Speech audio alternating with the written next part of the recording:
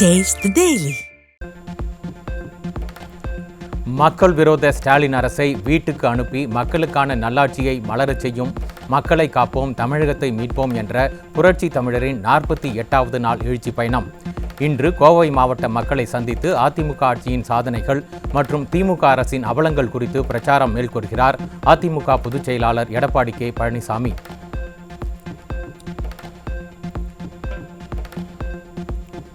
மக்களை காப்போம் தமிழகத்தை மீட்போம் எழுச்சி பயணத்தில் 60 லட்சம் மக்களை சந்தித்துள்ளேன். மக்களின் எழுச்சியால் அடுத்த ஆண்டு சட்டமன்ற தேர்தலில் அதிமுக வெற்றி பெற்று ஆட்சி அமைக்கும் என திருக்கோவிலூரில் நடைபெற்ற கழக கொடியேற்றி வைக்கும் நிகழ்ச்சியில் அதிமுக பொதுச் செயலாளர் உறுதி. 39 சட்டமன்ற தொகுதியிலையும் கிட்டத்தட்ட ஒரு 60 லட்சம் மக்களை நான் சந்தித்துவிட்டு இப்பொழுது கள்ளக்குறிச்சியிலே இருக்கிறேன். நான் எழுச்சி பயணத்தின் போது மக்களுடைய எழுச்சியை பார்த்து அடுத்த ஆண்டு நடைபெறுகின்ற சட்டமன்ற பொது தேர்தலிலே அனைத்து இந்திய அண்ணா திராவிட முன்னேற்ற கழகம் வெற்றி பெற்று ஆட்சி அமைக்கும். பெண்களை பார்த்து பேருந்தில் ஓசியிலே பயணம் செய்வதாக ஏளனமாக பேசிய முன்னாள் அமைச்சர் பொன்முடியின் பேச்சுக்களும் கருத்துக்களும் வன்மையாக கண்டிக்கத்தக்கது. முன்னாள் அமைச்சர் பொன்முடியின் ஆணவத்திற்கான தண்டனையை ஆண்டவன் கொடுத்துவிட்டார் என திருக்கோவிலூரில் நடைபெற்ற அதிமுக பொதுக்கூட்டத்தில் புரட்சி தமிழர் பேச்சு. திராவிட முன்னேற்ற கழக ஆட்சியிலே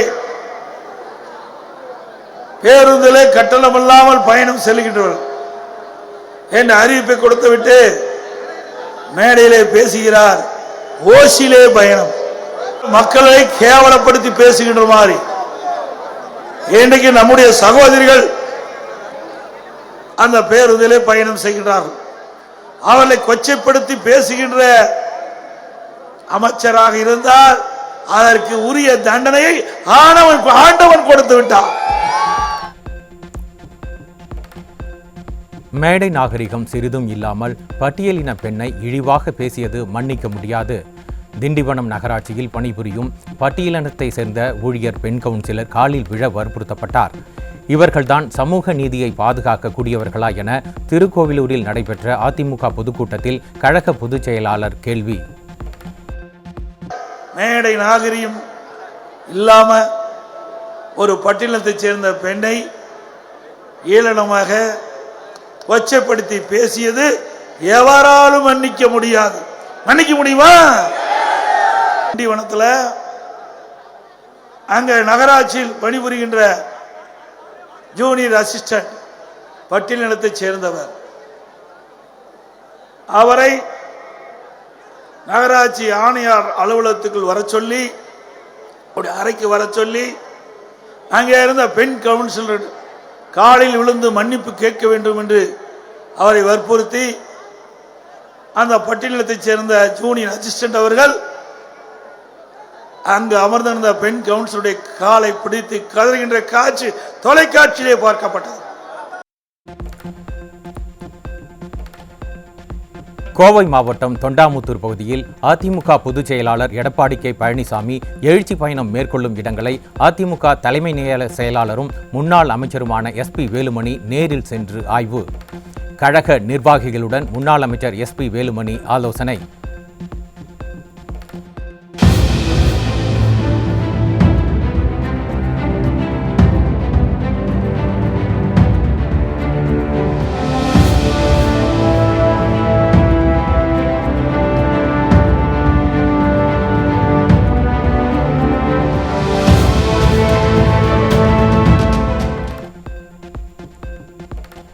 தந்தை பெரியாரின் 147வது பிறந்த நாளையொட்டி செப்டம்பர் 17ஆம் தேதி அதிமுக சார்பில் மரியாதை செலுத்தப்படும் என தலைமை கழகம் அறிவிப்பு.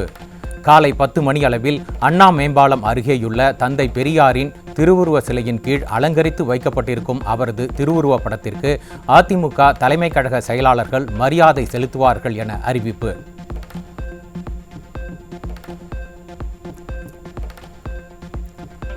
சுதந்திர போராட்ட வீரரும் முன்னாள் அமைச்சருமான SS ராமசாமி படையாச்சியாரின் 108வது பிறந்த நாளையொட்டி அதிமுக சார்பில் மரியாதை செலுத்தப்படும் என தலைமை கழகம் அறிவிப்பு. வருகிற 16ஆம் தேதி சென்னை கிண்டி மற்றும் கடலூர் மஞ்சக்குப்பத்தில் அமைந்துள்ள SS ராமசாமி படையாட்சியாரின் திருவுருவச் சிலை மற்றும் திருவுருவப் படங்களுக்கு தலைமை கழக செயலாளர்கள் மலர் தூவி மரியாதை செலுத்த உள்ளதாக தகவல்.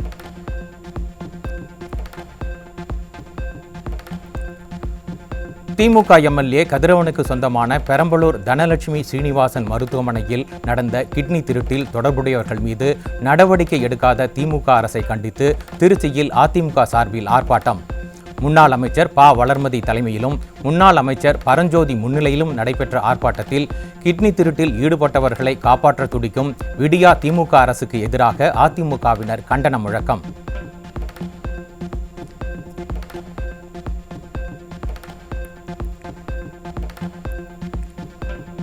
கொல்கத்தாவில் செப்டம்பர் 15 முதல் 17 வரை நடைபெறும் முப்படை தளபதிகள் மாநாட்டை பிரதமர் மோடி தொடங்கி வைக்கிறார். புனரமைப்பு ஆண்டு எதிர்காலத்திற்கு மாற்றம் என்ற கரும்பொருளில் நடைபெறும் இம்மாநாட்டில் ஆபரேஷன் சிந்தூர், சீனா எல்லை பாதுகாப்பு நிலவரம், காஷ்மீர் பாதுகாப்பு, சர்வதேச கடல் எல்லை பாதுகாப்பு உள்ளிட்ட பல்வேறு விவகாரங்கள் குறித்து கலந்தாலோசிக்கப்பட உள்ளது.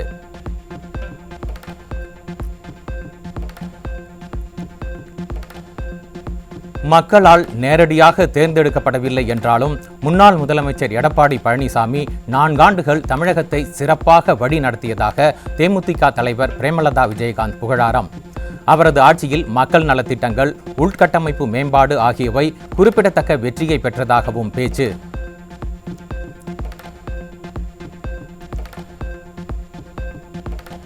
தமிழ்நாட்டை சேர்ந்த CP ராதாகிருஷ்ணன் போட்டியிடும் நாட்டின் 17வது குடியரசு துணைத் தலைவரை தேர்ந்தெடுப்பதற்கான வாக்குப்பதிவு நாடாளுமன்றத்தில் தொடங்கியது.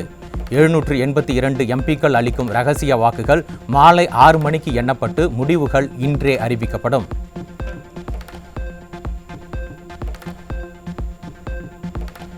அதிமுக பொதுச் செயலாளரின் அறிவுறுத்தலின் பேரில் குடியரசு துணைத் தலைவர் தேர்தலில் தேசிய ஜனநாயக கூட்டணி வேட்பாளர் CP ராதாகிருஷ்ணனுக்கு ஆதரவு தர ஒன்றிணைந்த அதிமுக MPக்கள்.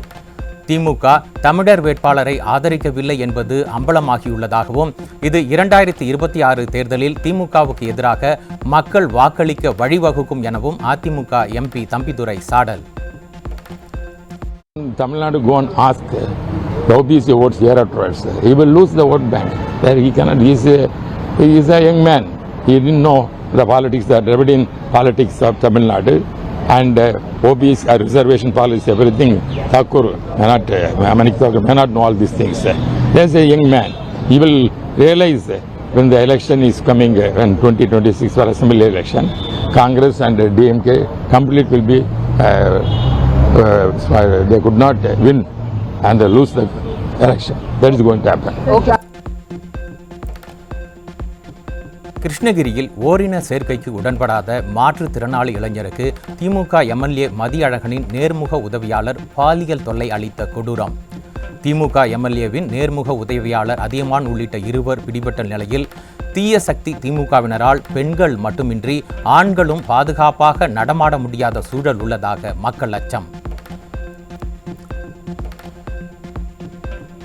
போகும்போது ஆளுங்க இருந்தாங்க. அந்த ஆளுங்க இருந்ததுனால அவங்க என்ன பண்ணாங்க, குண்டாலப்பள்ளி சந்தைக்கு மேலே கூப்பிட்டு போயிட்டாங்க. ஒரு புதருக்கு கூப்பிட்டு போய் காலை தொந்தரவு செஞ்சாங்க. இது அஸ்லாம் அலிகான் அதியமான். இது 28ஆம் தேதி நடந்தது, வெள்ளிக்கிழமை.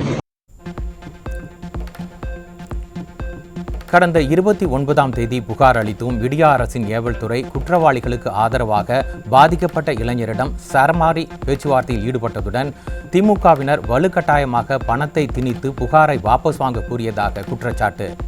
பாலியல் குற்றவாளிகள் மீது நடவடிக்கை எடுக்க வேண்டிய காவல்துறை ஆளும் அரசின் ஏவல் துறையாக மாறி காமுக திமுகவினரை காப்பாற்ற துடிப்பது சீர்கேட்டின் உச்சம் என மக்கள் கடும் கண்டனம். 4 மணிக்கு ஜேபி சொன்னாங்க. சொல்லிட்டு நீ தான் காலியா, இதெல்லாம் பெரிய இஷ்யூ ஆகிடும், அதனால நான் சொல்கிறேன்னா எழுதி கொடுத்தா உனக்கும் பிரச்சனை இல்லை எனக்கும் பிரச்சனை இல்லை அப்படின்னு சொல்லி எழுதி வாங்கினாங்க. எழுதி வாங்கிட்டு அப்போ நான் போய் பார்த்தது அஸ்லாம்னு சொல்லிட்டு அங்கே உட்காந்துருந்தாரு. எல்லாம் வெளியே வரும்போது அஸ்லாம்ன்றவங்க காசு எடுத்து ஜோக்கில் சொதுக்குனாங்க 10,000 ரூபாய். நான் வேணான்னு சொன்னேன். அப்படியே கட்டையை வச்சு சொதுக்கி வீட்டுக்கு அனுப்பிச்சு விட்டேங்க. பாதிக்கப்பட்ட மாற்றுத்திறனாளி இளைஞருக்கு நீதி கிடைக்க வேண்டி திமுக நிர்வாகிகளையும் கைது செய்ய கோரி கிருஷ்ணகிரி நகர காவல் நிலையத்தை முற்றுகையிட்டு அதிமுக எம்எல்ஏ அசோக்குமார் தலைமையில் நள்ளிரவில் போராட்டம். பாலியல் குற்றவாளிகளை காப்பாற்ற துடிக்கும் தீய சக்தி திமுக அரசுக்கு மக்கள் கடும் கண்டனம். அஸ்லாம் தான் செட்டில் பண்ணிக்கிறோம். 10,000 ரூபாய் கொடுத்து பாக்கெட்ல கொடுத்து 10,000 ரூபாய் கொடுத்து வந்தான். அவன் வர்ற வரையும் அவனை புடிக்கிற வரையும் போகாதீங்க. மேல அந்த மரியாதை போச்சு சார். எனக்கு எப்படியா போச்சுங்க. நீ எங்களுக்கு வந்து பேரை போடுங்க. இல்ல போடுங்க. விட மாட்டேன். நீ யார் சொன்னாலும் விட மாட்டேன் சார். என்ன அண்ணா திமுக காரனா ஒரு நியாயம், திமுக ஒரு நியாயமா? நகர செயலாளர் சப்போர்ட் பண்ணிக்கிறீங்க இல்லன்னு சொல்ல. நகர செயலாளர் கூப்பிட பஞ்சாயத்து பண்ற அவசியம் என்னன்னு கேக்குறேன் நானு. அப்படி இருந்திருந்தா என்ன சொல்றாங்க? செங்கல்பட்டு மாவட்டம் மறைமலை நகர் அருகே வீட்டருகே இருந்த 14 வயது சிறுமியை தூக்கிச் சென்று 40 வயது நபர் பாலியல் சீண்டலில் ஈடுபட்ட கொடூரம். சிறுமிகள் பெண்களுக்கு பாதுகாப்பு அளிக்க தவறிவிட்டு சிறப்பான ஆட்சி நடைபெறுவதாக வசனம் பேச ஸ்டாலினுக்கு வெட்கமாக இல்லையா என மக்கள் காட்டமாக கேள்வி.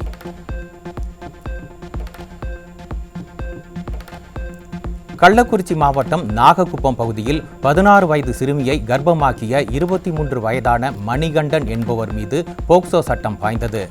அப்பா ஸ்டாலின் அரசு அப்பாவி சிறுமிகள் மீதான பாலியல் வன்புறுத்தல்களை கண்டுகொள்ளாமல் விளம்பர மோகத்தில் மூழ்கியுள்ளதாக பெற்றோர் ஆதங்கம்.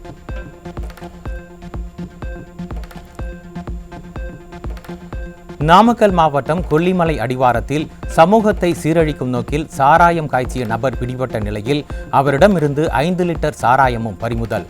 கள்ளக்குறிச்சி கள்ளச்சாராய விவகாரத்தில் பலர் உயிரிழந்த சம்பவத்திற்கு பிறகும் திருந்தாத திமுக அரசு இன்னும் எத்தனை உயிர்களை பலிவாங்க போகிறது என மக்கள் ஆதங்கம்.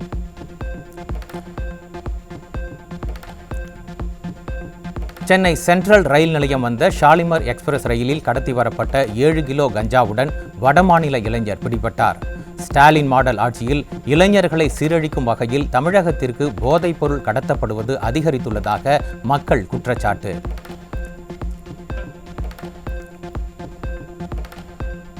சேலம் மத்திய சிறையில் அடிக்கடி கஞ்சா, மொபைல் போன் உள்ளிட்ட புழக்கம் அதிகரிப்பு.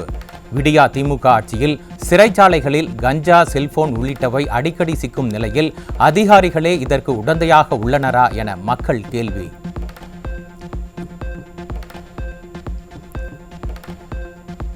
திண்டுக்கல் ரயில் நிலையம் வந்த நாகர்கோவில் எக்ஸ்பிரஸ் ரயிலில் இளைஞர்களை சீரழிக்கும் நோக்கில் கொண்டுவரப்பட்ட 4 கிலோ கஞ்சா சிக்கியது.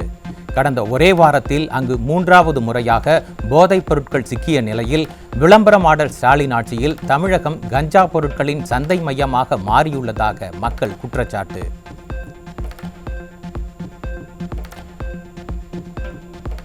சென்னை முகப்பேரில் ஓஜி கஞ்சா கடத்தி சென்ற 2 பேர் சிக்கினர்.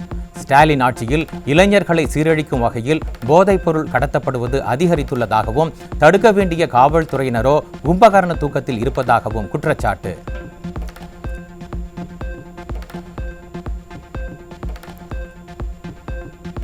தென்காசி மாவட்டம் சுரண்டை அருகே முன் விரோதத்தால் ஏற்பட்ட தகராறில் கொத்தனார் வெட்டி படுகொலை. தமிழ்நாட்டில் நாள்தோறும் கொலை சம்பவங்கள் அதிகரிக்கும் நிலையில் காவல்துறையை தன் கட்டுப்பாட்டில் வைத்துள்ள ஸ்டாலின் என்ன செய்து கொண்டிருக்கிறார் என மக்கள் கேள்வி.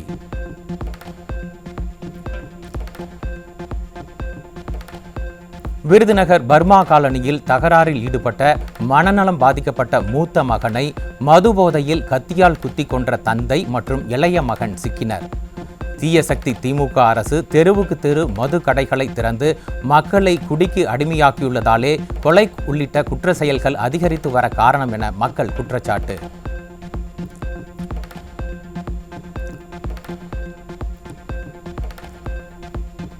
சென்னையிலிருந்து காரைக்குடி சென்ற ஆம்னி பேருந்தில் 5.5 கோடி ரூபாய் ஹவாலா பணம் கடத்தல். நள்ளிரவில் மதுராந்தகம் அருகே பேருந்து சென்றபோது பறிமுதல் செய்த வருமான வரித்துறையினர் 2 பேரை பிடித்து தீவிர விசாரணை.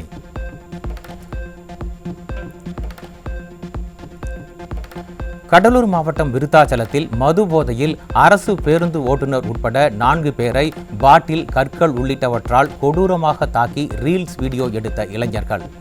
ஸ்டாலின் அரசு மது விலக்கை அமல்படுத்தாமல் மது கடைகளின் எண்ணிக்கையை அதிகரித்து வருவதே இதுபோன்ற குற்ற செயல்களுக்கு காரணம் என பொதுமக்கள் குற்றச்சாட்டு.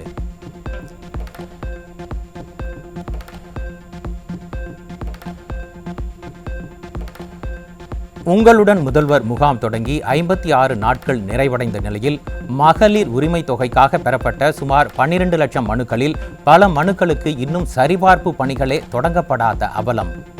மனுக்களுக்கு தீர்வு காணாமல் வரும் 15ஆம் தேதி திட்டத்தின் 3ஆம் ஆண்டு துவக்க விழாவிற்காக கோடிக்கணக்கில் செலவு செய்து விளம்பரம் தேட விடியா அரசு திட்டமிட்டுள்ளதாக மக்கள் குற்றச்சாட்டு.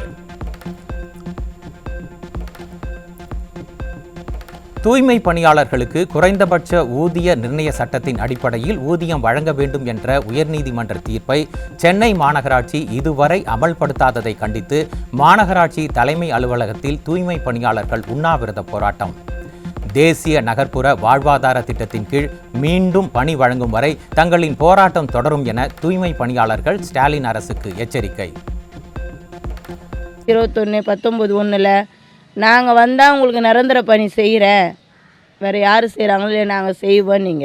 நீங்கள் கொடுத்த வாக்குறுதியை நிறைவேற்றினாலே போதும், நாங்கள் வேறு எதுவுமே சொல்ல விரும்பலை. நீங்கள் எத்தனை நாள் சொல்கிறீங்களோ நாங்கள் அப்படி கூட இப்படியே உட்காந்துருக்கோம். இன்ன வரைக்கும் ஒரு காதில் போல தெரியலன்னா என்ன இது இப்படி நாங்கள் எதுவுமே யாரும் சாப்பிடல. நாங்கள் 13 பேரும், நாங்கள் 13 பேர் உட்காந்து 2000 குடும்பம். எங்கள் 13 பேரை யோசிக்காதீங்க, 2000 குடும்பத்தை மனசில் வச்சு உடனடியே இதுக்கு ஒரு நடவடிக்கை எடுங்க. அவர் மேலே பொய் வழக்கு போட்டுக்கிறாங்க. ஒன்று எங்களுக்கு அவராச்சும் பேசின்னு இருந்தார், அவரையும் பேச வேணான்னிட்டீங்க. எங்களுக்கே யாரும் பேசக்கூடாது, நாங்கள் அப்படின்னா இது பண்ணிட்டோம்.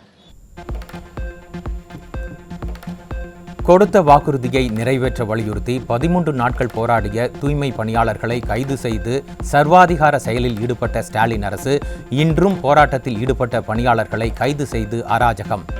வெளிநாடு போய் முதலீடுகளை ஈர்த்ததாக பொய் விளம்பரம் செய்யும் விளம்பர மாடல் ஸ்டாலின் அடிப்படை சுகாதார ஊழியர்களை வஞ்சிப்பதற்கு தேர்தலில் தண்டனை வழங்கப்படும் என ஊழியர்கள் ஆதங்கம்.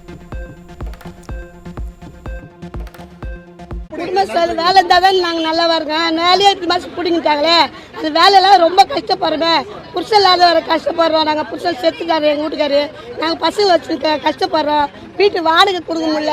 இந்த வேலையெல்லாம் நாங்கள் போயிடுச்சுருந்தோம். அந்த வேலையை போயிட்டு இருக்கு. எங்களுக்கு என்ன இருக்குது? எங்களுக்கு அப்பப்போ அரெஸ்ட் பண்ணுறாங்க. 1 மணிக்கு 12 மணிக்கு எடுத்துட்டு விட்றாங்க.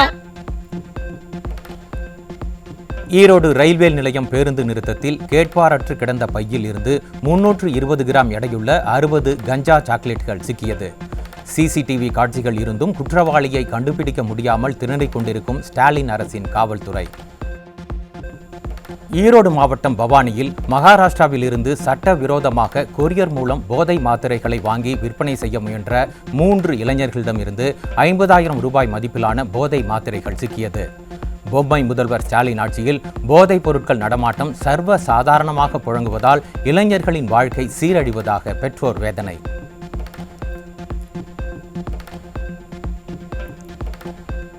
திருவண்ணாமலை மாவட்டம் வந்தவாசி அருகே மாயமான 11ஆம் வகுப்பு மாணவி கிணற்றில் சடலமாக மீட்கப்பட்ட அவலம்.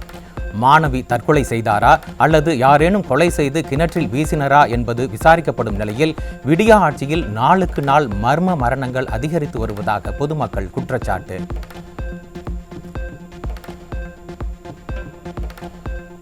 ராணிப்பேட்டை மாவட்டம் தாமிரைப்பாக்கத்தில் சீதா பழத்தை மரத்தில் இருந்து பறித்த பெண்ணின் ஆடையை அவிழ்த்து அடித்து துன்புறுத்திய இளைஞர் மீது நடவடிக்கை எடுக்க கோரி டிஜிபி அலுவலகத்தில் புகார்.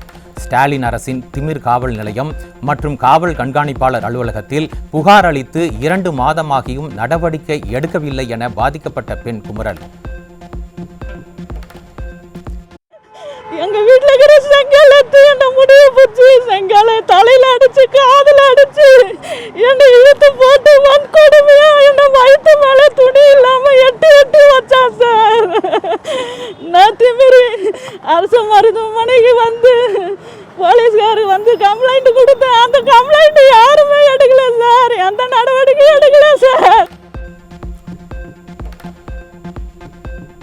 கள்ளக்குறிச்சி மாவட்டம் ஜம்பை கிராமத்தில் உள்ள ஊராட்சி நடுநிலைப் பள்ளியில் பள்ளி விழுந்த சத்துணவை சாப்பிட்ட 100க்கும் மேற்பட்ட மாணவர்கள் மருத்துவமனையில் அனுமதி. பள்ளி மாணவர்களுக்கு தரமான முறையில் சத்துணவு வழங்கக்கூட முடியாத வக்கற்ற அரசாக நிர்வாக திறனற்ற ஸ்டாலின் அரசு இருப்பதாக பொதுமக்கள் குற்றச்சாட்டு. திருவாரூர் மாவட்ட ஆட்சியர் அலுவலகத்திற்கு மின்னஞ்சல் மூலம் வெடிகுண்டு மிரட்டல் வந்ததை அடுத்து மோப்பநாய் உதவியுடன் தீவிர சோதனை. ஸ்டாலின் அரசின் காவல்துறை செயலிழந்துள்ளதால் அரசு அலுவலகங்களுக்கு வெடிகுண்டு மிரட்டல்கள் அதிகரித்துள்ளதாக மக்கள் குற்றச்சாட்டு.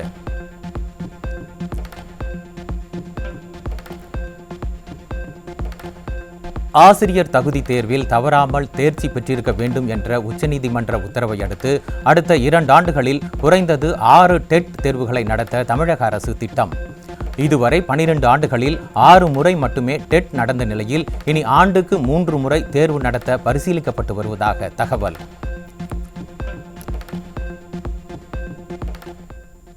விளம்பர இடைவேளைக்கு பிறகு செய்திகள் தொடரும்.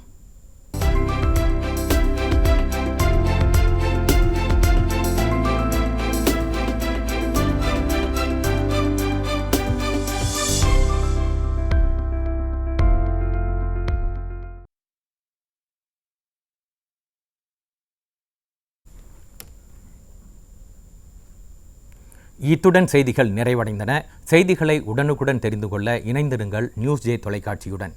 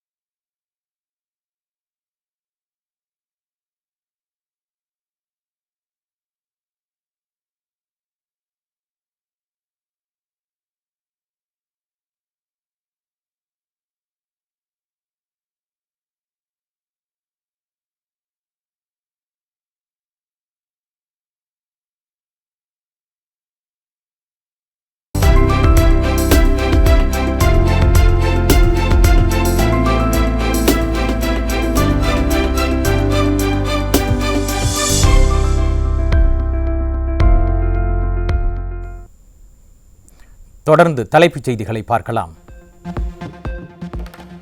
சேலத்தில் மாநகராட்சியின் மேயர் வார்டு பகுதியில் உள்ள வீடுகளுக்குள் கழிவுநீருடன் மழைநீர் புகுந்ததால் மக்கள் அவதி. திறனற்ற ஸ்டாலின் ஆட்சியில் கழிவுநீர் வடிகாலை முறையாக அமைக்காமல் மாநகராட்சி நிர்வாகம் அலட்சியம் காட்டுவதாக பொதுமக்கள் குற்றச்சாட்டு. தேனி மாவட்டம் பெரியகுளம் அருகே உள்ள மேல்மங்கலத்தில் அரசு நேரடி நெல் கொள்முதல் நிலையத்தில் நெல் கொள்முதல் செய்யாததால் சாலையில் நெல்லை கொட்டி விவசாயிகள் மறியல் போராட்டம். ஸ்டாலின் ஆட்சியில் தமிழ்நாடு நுகர்பொருள் வாணிபக் கழக அதிகாரிகள் பல்வேறு காரணங்களை கூறி தனியார் நெல் வியாபாரிகளுக்கு சாதகமாக செயல்படுவதாகவும் 30 நாட்களாக நெல்லை கொள்முதல் செய்யவில்லை என்றும் விவசாயிகள் கொந்தளிப்பு. விவசாயத்தை விட்டு வெளியில போய்க்கிறாங்க. 9 மணிக்கு ஒரு சில பேர் தான் விவசாயத்துக்குள்ளே வந்துருக்கோம். போன வட்டம் காலத்துல சீக்கடிச்சு காணிக்கு 10 மூணோட நெல் வரல. இந்த வட்டம் தான் கொஞ்சம் ஓரளவுக்கு பரவாயில்லாம நெல் வந்திருக்கு. இதையுமே 1 மாசமா காக்க போட்டு அரசாங்கம் சரியான முறையில் இது பண்ணி தரல எங்களுக்கு. இப்போ என்ன சொல்றாங்க, குறிப்பிட்ட நெல்லை மட்டும் தான் எடுப்போம், 1 மாசமா காக்க போடுறது எங்களோட இது கிடையாது. அரசாங்கம் எங்களுக்கு எங்க ஊர்ல சென்ட்ரல் இது போட்டு தரல, பாதுகாப்பு நிதியம் தரல, எதுவுமே சொல்லல. நாங்களா குறிப்பிட்ட பாதுகாத்து வச்சுருக்கோம். பாதுகாத்து வச்சதும் இல்லாம இப்ப கடைசி நேரத்துல நெல்லை எடுக்க மாட்டோம்னு சொல்லி சொல்றாங்க. அது நீங்க தான் கரெக்டான வியாபாரிக்கு முக்கியத்துவம் கொடுக்குறாங்க. எங்க மாதிரி சம்சாரி பெருசா இது பண்ண மாட்டாங்க. இப்ப எங்க ஊர்ல எப்படி பார்த்தாலுமே ஒரு 100 ஏக்கருக்கு மேல நிலம் நெல் இந்த கொள்முதல் செய்யாம இருக்கு. அரியலூர் மாவட்டம் ஜெயங்கொண்டம் அருகே திடீரென ஓட்டுநரின் கட்டுப்பாட்டை இழந்து வயலில் இறங்கிய விடிய அரசின் தகர டப்பா பேருந்தால் அச்சத்தில் உறைந்த பயணிகள். அரசு பேருந்துகளை திமுக அரசு முறையாக பராமரிக்காததே தொடர் விபத்திற்கு காரணம் என குற்றச்சாட்டு.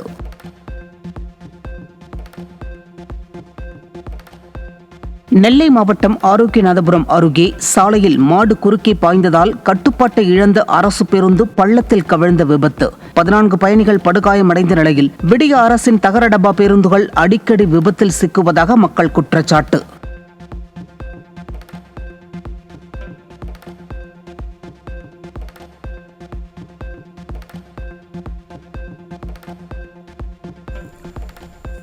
சேலம் மேட்டூர் அணை நீர்மின் நிலையங்களில் இயந்திரம் பழுதால் 112 மெகாவாட் மின் உற்பத்தி பாதிப்பு.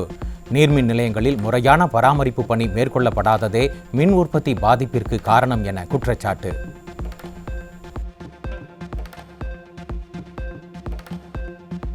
திருவாரூர் மாவட்டம் வடுவூர் கோதண்டராமர் கோவிலில் நடைபெற்ற 32 நாள் திருமஞ்சனம் நிறைவடைந்ததை தொடர்ந்து சுவாமிகளுக்கு கவசம் அணிவிக்கும் நிகழ்ச்சி கோலாகலம். உற்சவர் சுவாமிகளுக்கு கவசம் அணிவித்த பின் நடைபெற்ற தீப தூப ஆராதனையில் ஏராளமான பக்தர்கள் குடும்பத்துடன் பங்கேற்று சுவாமி தரிசனம்.